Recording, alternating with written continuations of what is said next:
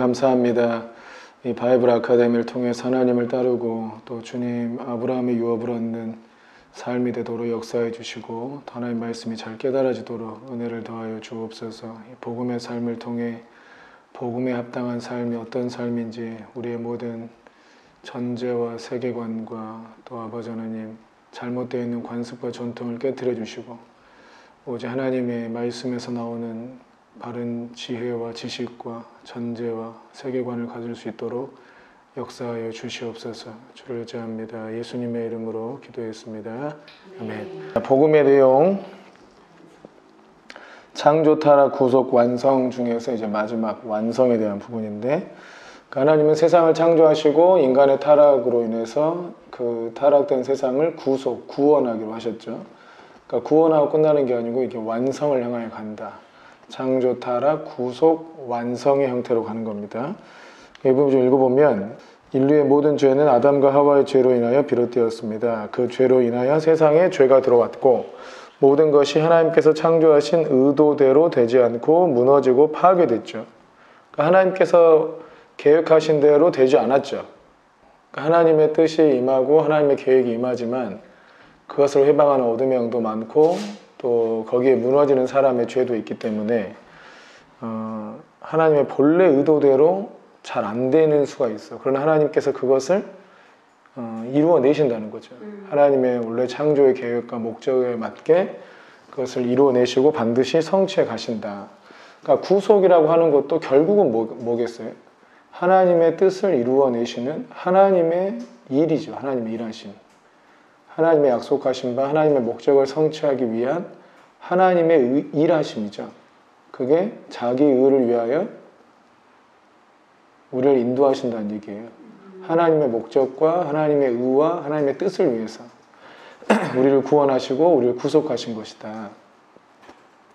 근데 이게 이제 사람들이 이제 이런 부분을 오해하는 것은 이제 하나님의 완전하신 선 그리고 인간의 본분 이런 것을 잘 이해하지 못해서 그러면 하나님 위해서 하는 거지 우리를 위해서 하는 거냐 이렇게 생각해버리는 것이 문제가 되죠.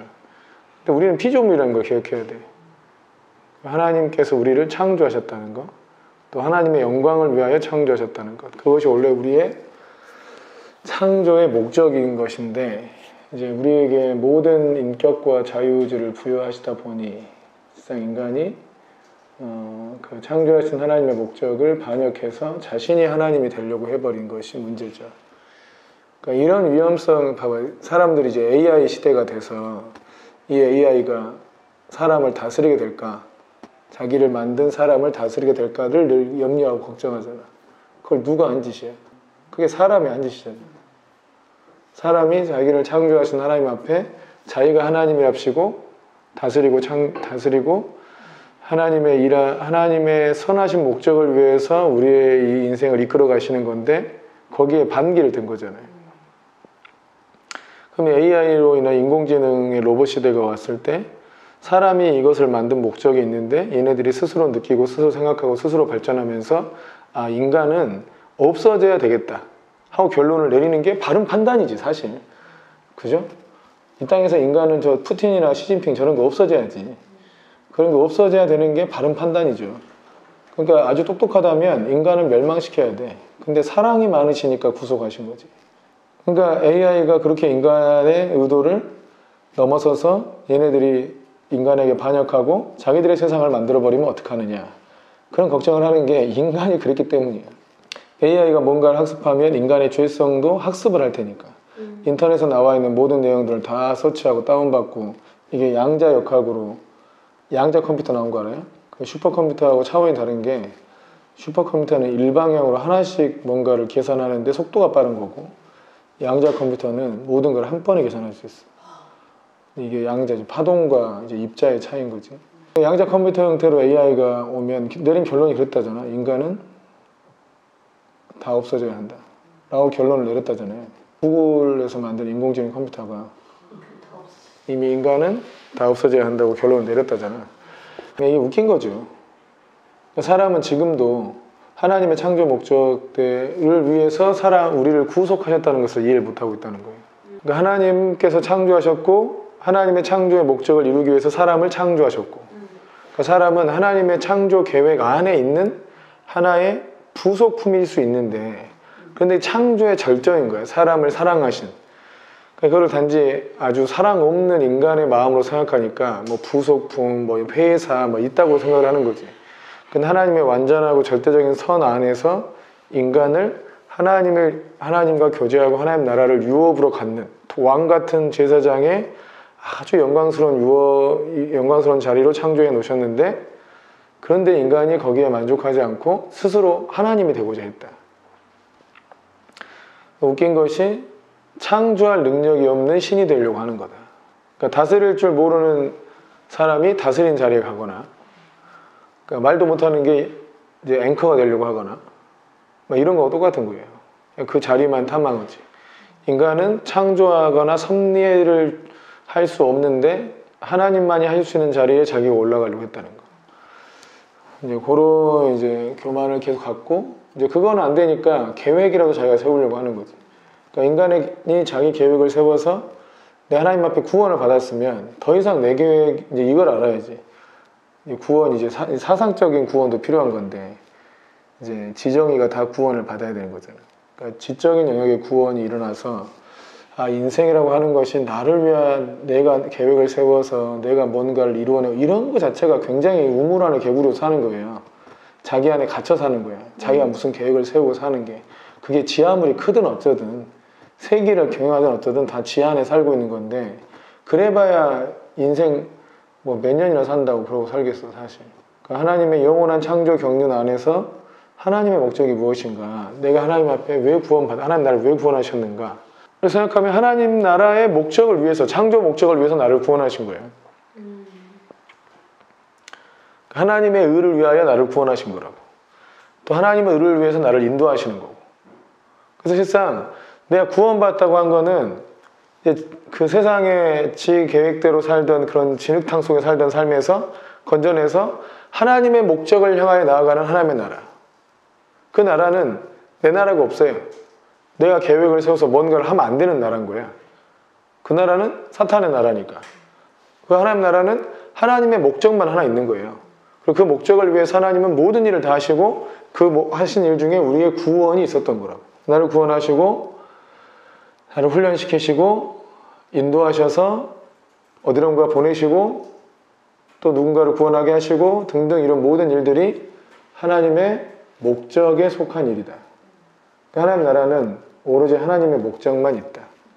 그래서 하나님께서 완성하실 하나님의 나라, 주님이 재림하시고 또 오셔서 통치하시고 악을 멸하시고 사탄을 멸하시는 그 하나님의 나라를 향하여 우리가 가고 있는 거지.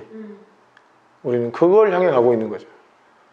세상이 어떻게 되든 거기는 사실상 다 이제 구약에도 다 예언이 들어가 있던 건데, 가인의 나라가 어떻든, 두발 가인이 뭘 발명을 하든 뭘 어쨌든 하나님 나라는 심판받을 것을 예언을 받고 계속 하나님 말씀을 전수해 왔듯이, 노아 때가 되면 거기서 만든 모든 문명이 다 무너지고 노아의 방주만 남는 거 아니에요.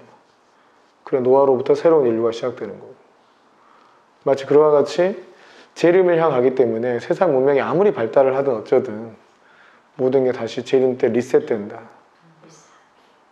하나님 백성들이 하나님과 함께 하나님의 목적에 따라 살아가는 삶이 있는 거다. 그게 완성이에요. 하나님께서 만드시는 완전한 하나님의 나라는 어떠한 것이냐, 여기 말씀을 찾아볼까요?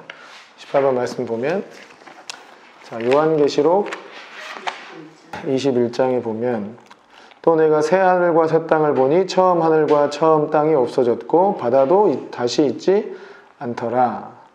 또 내가 보매 거룩한 성 새 예루살렘이 하나님께로부터 하늘에서 내려오니 그 준비한 것이 신부가 남편을 위하여 단장한 것 같더라. 내가 들으니 보좌에서 큰 음성이 나서 이르되, 보라, 하나님의 장막이 사람들과 함께 있음에 하나님이 그들과 함께 계시리니 그들은 하나님의 백성이 되고 하나님은 친히 그들과 함께 계셔서 모든 눈물을 그 눈에서 닦아주시니 다시는 사망이 없고 애통하는 것이나 곡하는 것이나 아픈 것이 다시 있지 아니하리니 처음 것들이 다 지나갔음이로라.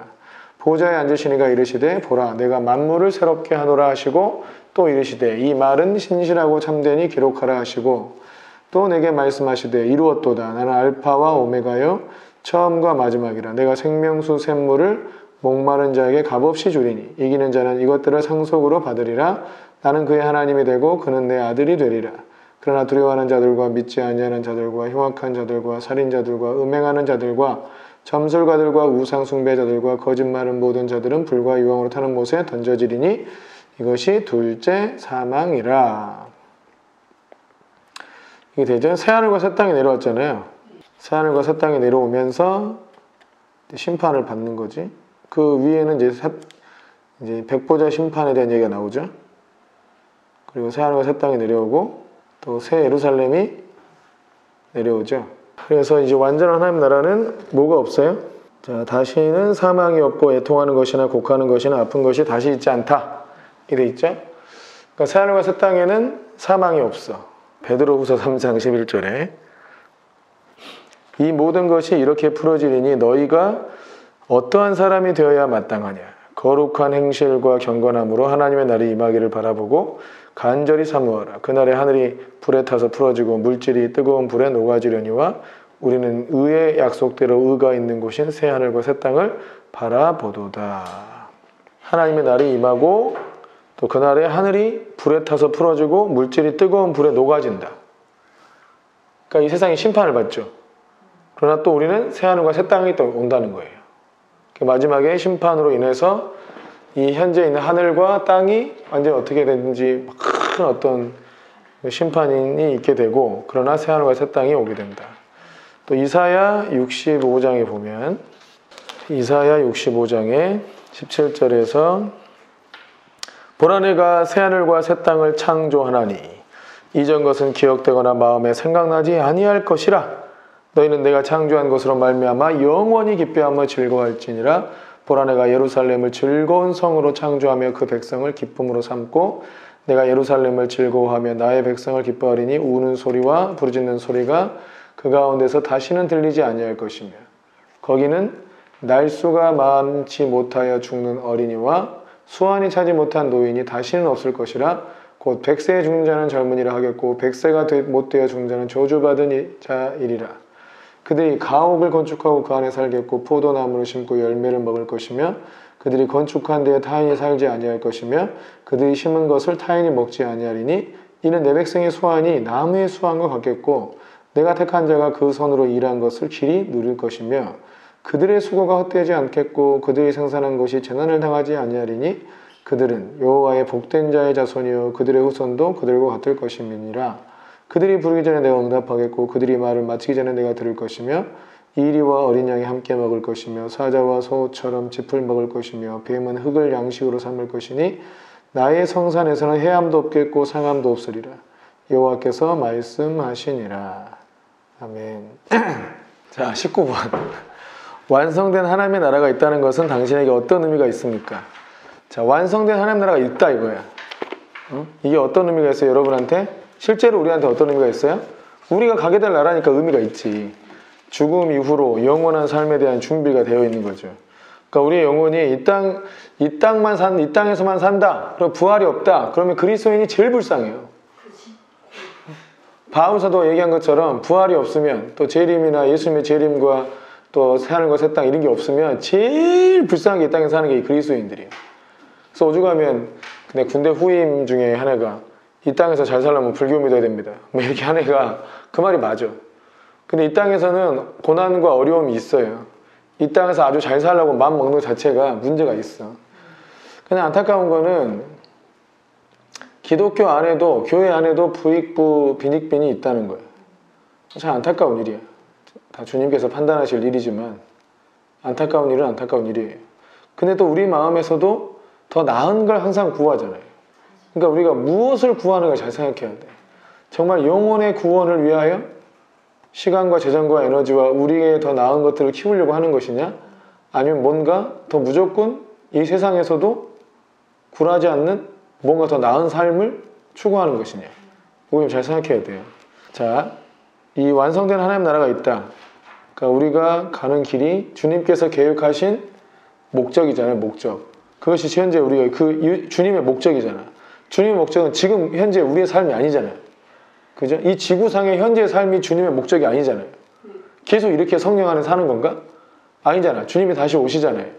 주님이 다시 오셔서 우리가 거할 곳을 예비하러 가셨잖아요. 그럼 그 주님이 다시 오시면 그곳으로 우리를 인도하실 거잖아요. 거기가 주님께서 궁극적으로 목적하신 그곳이잖아. 그죠? 그리고 그곳에서 시간이 없는 영혼의 개념으로 사는 거잖아. 와, 그런 세계 보면 어떻게 되지? 어떻게 될까? 사탄은 완전히 파멸당하고 우린 천국에서 영원히 행복하게 살아. 그러다 또 누군가 타락하려나? 그냥 계속 그렇게 사나? 너무 신기하다. 그게 이게 신기하게 느껴지는 게 그런 걸 거야. 우린 시간 안에 살기 때문에 너무 길게 뭔가 느껴져. 뭔가 너무 길게 느껴진다 이런 거 있잖아. 고생스럽고 막 이러면 더 길게 느껴지잖아.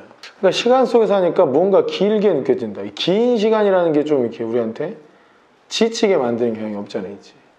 근데 실상 시간이 없는 영혼의 개념에 들어가면 뭐가 길다 어쩌다 이런 느낌이 없을 거 아니에요. 전혀 다른 세계라는 거지.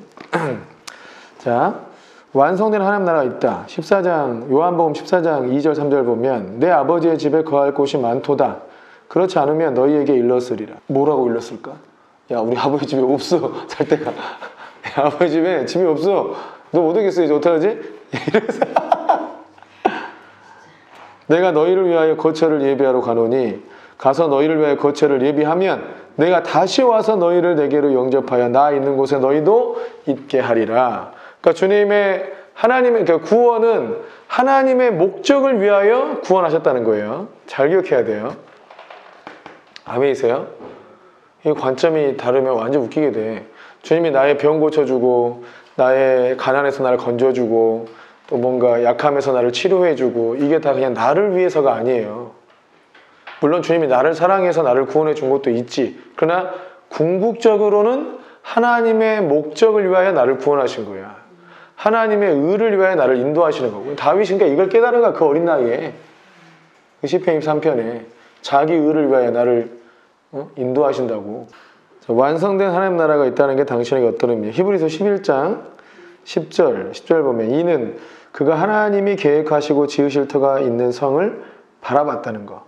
그러니까 아브라함이 부르심을 갖고 가나안 땅으로 갔잖아요. 가나안 땅에 갔죠. 실상 아브라함이 가나안 땅을 보고 간 게 아니라는 거야. 그 땅에 머물러 살고 이사 다니고 자녀를 낳고 키우고 했지만 이는 그가 하나님이 계획하시고 지으실 터가 있는 성을 바라보았음이라. 이거는 영원한 하나님 나라를 바라본 것이지 그냥 눈에 가나안 땅 내가 살아야겠다 이렇게 살려고 했던 게 아니라는 거예요. 16절에 보면 그들이 이제는 더 나은 본향을 사모하니 곧 하늘에 있는 것이라. 이러므로 하나님이 그들의 하나님이라 일컬음 받으심을 부끄러워하지 아니하시고 그들을 위하여 한 성을 예비하셨느니라. 그러니까 뭐냐면 우리가 이 땅에서 더 큰 교회를 이루고 더 사역을 키우고 뭐 등등 이런 생각을 할 수 있어. 그러나 그것이 우리의 목적이 아니라는 거예요. 그럴 수는 있는데 진정으로 우리가 바라는 것은 하나님의 나라, 하늘에 있는 진짜 하나님의 나라, 완성된 하나님의 나라, 그 나라를 바라보는 것이지 이 땅에서 뭘 더 키우고 더 큰 사역을 하고 더 큰 교회를 만들어내고 하는 것이 궁극적인 우리의 목적이 아니다. 그러니까 아브라함도 이 가나안 땅을 주께서 주시기로 약속하였으니까 이 가나안 땅 다 사야지 뭐 이런 생각하신 게 아니라는 거. 그러니까 하나님 나라를 바라보면서 주의 말씀대로 순종해서 산 것뿐이라는 거예요. 그러니까 하나님의 임재와 영광이 그 안에 충만해서 이삭을 번제로 바칠 때나 늘 하나님께서 순종해 살 때 이 땅을 네 자손에게 주리라 하는 약속을 주님이 이루실 거라고 믿었지만 그러나 동시에 자기 자신은 그때 자녀들과 함께 이 땅에 살 건 아니잖아요. 그죠? 그 자손들이 이 땅을 유업으로 얻을 때 자기가 이 땅에 똑같이 살고 있는 게 아니잖아. 그러니까 아브라함은 하나님께서 자기 자손들을 계속 인도하시고 자손들에게 이 땅을 주실 것을 다 믿었어. 그리고 자기는 궁극적으로 하나님의 나라에 있는 그 성을 바라보고 산 거라 이거죠. 그렇게 살았기 때문에 진짜 믿음으로 살 수 있었던 것이다. 그러니까 우리도 하나님께서 인도하셔서 막 현실만 보고 살 때는 막 교회를 잃고 다시 교회를 얻고 하는 과정에서 뭐 망하네 어쩌네 등등 눈앞에 있는 문제니까 그런 것들에 집중되고 그런 것들을 바라보고 살 수 있지만 그러나 또 하나 우리의 영혼이 항상 바라봐야 할 것은 영원하신 하나님 나라, 완성된 하나님 나라를 궁극적으로 바라보고 사는 거다. 그걸 바라보고 살면 이 땅에서 일어나는 일들은 다 아주 작은 조각에 불과하잖아. 사람마다 인도하심의 사연이 있고 또 공동체마다 인도하심의 사연들이 다 있어. 다 나름대로 사연들이 다 있더라고. 그래서 단지 우리가 이제 하나님 앞에 영원한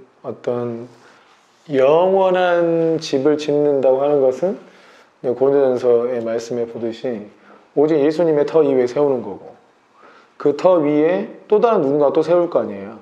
다 이런 거잖아요. 계속 누군가는 터를 닦아놓고 가고, 또 터를 닦고, 또 누군가는 그 터 위에 또 집을 짓고 하는 과정을 계속 겪는 건데, 예수 그리스도 터 위에 세웠으면 그 위에 누군가가 자기 이름으로 세워버리면 다 날아갈 거라는 거예요.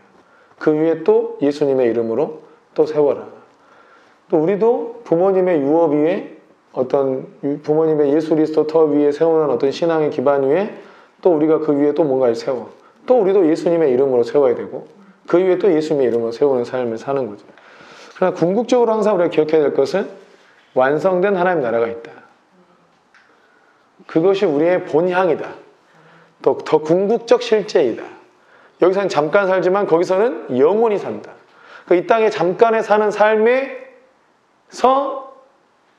스타 되려고 하지 말고, 그 본향의 삶에서 진정한 스타가 되기 위하여 이 땅에서 좀 잘 준비해라. 그리고 이 땅에서도 그런 거 있잖아요. 이 경제 침체기가 와도 그 전에 상승과 침체를 경험해봤던 사람은 이 시기에 큰 기회를 잡을 수 있잖아요. 그러니까 인생이라는 것이 계속 기회가 지나가는, 어떻게 보면 계속 기회가 있는 거야. 근데 그 눈이 열린 사람은 기회를 보는 거고, 기회를 잡는 거고, 눈이 안 열린 사람은 기회를 못 잡는 건데, 우리 여기서 이게 영적인 눈이 좀 열리면 항상 기회의 때가 있어. 또 하나는 영적으로 보면 이 땅이 그냥 크게는 영원한 본향을 향한 준비 기간이라는 거죠. 그러니까 항상 준비된 사람이 그 기회를 잡는구나. 그때가 되면 어떻게 된다는 게 뻔히 보인다. 그럼 본향 때에 진짜 큰 자리를 얻자. 그 본향이 갔을 때 진짜 궁극적 영원한 진짜 좋은 자리를 얻자.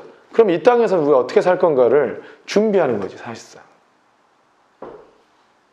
그래서 우리는 어떤 경제 침체기를 놓쳤든 불장을 놓쳤든 괜찮아. 그게 중요한 게 아니야.